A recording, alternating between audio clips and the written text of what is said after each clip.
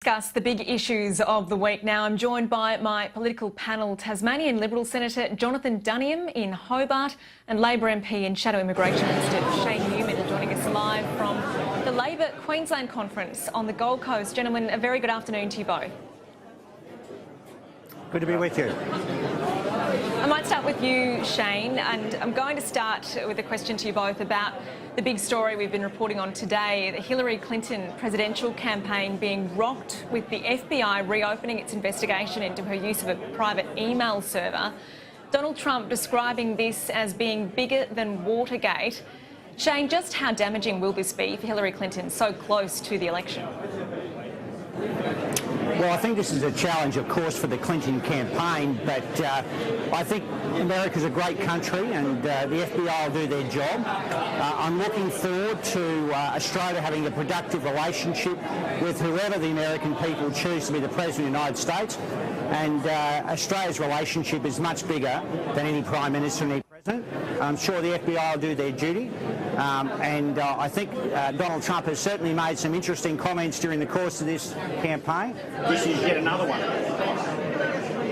Jonathan Duniam, you'd have to think this is good news for the Donald Trump campaign. Well, look, we'll wait and see what the investigation throws up. As Shayne has said, the FBI have a job to do. They'll read through the emails. I think the big losers here, sadly, are the American people. Who really look to their leaders for trust and leadership, and when you hear stories like this, it's a very disturbing thing. Look, it's been the weirdest election campaign I can remember in my short 33 years. I just hope that they get to the bottom of it and we can allow Americans to cast their votes, and as Mr Neumann said, we'll work with whoever the American people elect as their new president. Is it more scary now, though, the possibility that it could mean the Australian government working with Donald Trump as US President? Well, look, if Donald Trump is elected US President when the election is held, then so be it. Australia will do what is right for the Australian people. We'll stand up for Australian people's interests, and whether it's scary or not, I hope whoever occupies the Oval Office after the election does the right thing by the American people and takes a deep breath before the big decisions they have to make as the leader of the United States.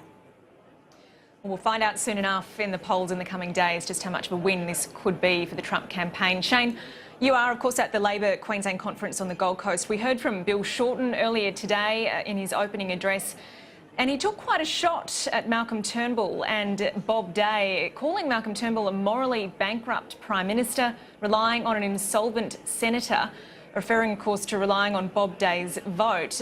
But Shayne, isn't this just about Labor wanting to shut down an opposing view when it comes to the Building and Construction Commission? Well, you only have to hear what Bob Day said about his own position in the Senate. He said it's untenable. He announced he's going to go from the Senate position that he was elected to because of what's happened in scandals in terms of his own construction firm.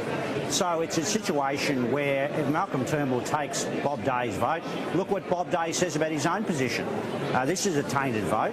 Bill's right to call on him to stand aside, and Bob Day should resign from his position in the Senate, as he said he would do. I mean, the Australian Building Construction Commission that is an offence on civil liberties. It's not about improving productivity. It's not about improving the safety on Australian workforces. In fact, it's just an ideological rant and a pursuit by a coalition government that never supports the trade union movement, never supports workplace health and safety, and never supports the workers on work sites. The building industry is a dangerous place. We've seen deaths on the Gold Coast. We've seen deaths everywhere across the country, and it's important that we look at good workplace practices, not this ideological right-wing extremism that we're seeing from this government. What do you make of Bill Shorten's comments in relation to Bob Day at that address this morning? I'm sorry, I'm having trouble hearing you there. Sorry, just asking you for your thoughts about what Bill Shorten had to say about Malcolm Turnbull this morning at the address at the ALP conference, saying he's morally bankrupt and shouldn't be relying on an insolvent senator in relation to Bob Day. Your thoughts on that? Well, look, you always know when the Labor Party start playing the man, not the ball, that they're getting a bit desperate. What's going on with Senator Bob Day at the moment is entirely a matter for him. He's working through whatever processes he needs to go through with regard to his company, and I'm not privy to what's going on there. So I'm not going to commentate on that, and I don't think Bill Shorten should be either. I think he should allow these things to take their course.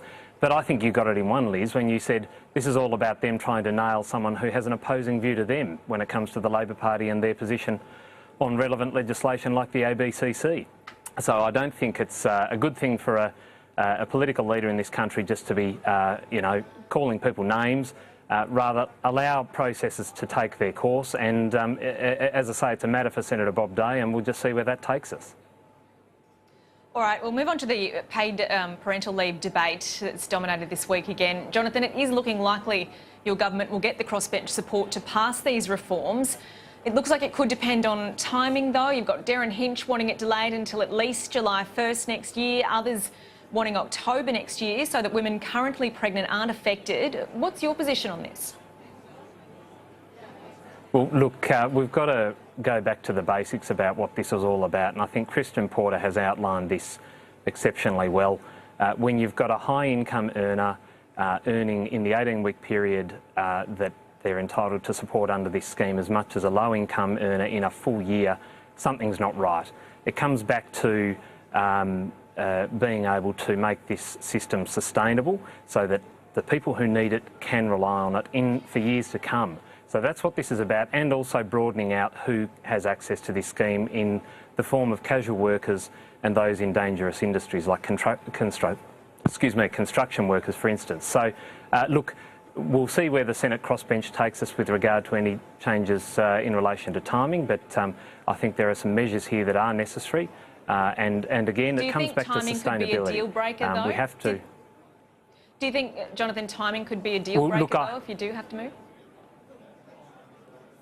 Look, I have seen the comments from the crossbenchers. I'm not aware of the response to the suggestions from the crossbenchers about when things might happen, but we have a responsibility as a government to work with the parliament that's been elected, and when crossbenchers in the Senate come forward with suggestions, we will work with them to make sure that their views are heard, and if they can be worked into legislation, then so be it.